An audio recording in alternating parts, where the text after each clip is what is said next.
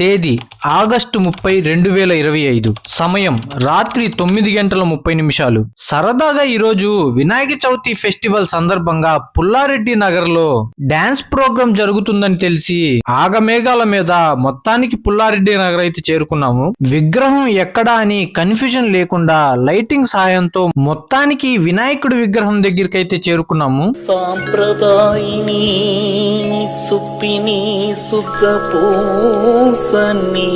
అని దండం అయితే పెట్టేసుకొని అని అన్నాను. కానీ లేటుగా రావడం వల్ల అప్పటికే ప్రోగ్రామ్ అయితే స్టార్ట్ చేసేసారు. నేను వచ్చేసరికి ఈ సాంగ్ అయితే స్టార్ట్ చేశారు.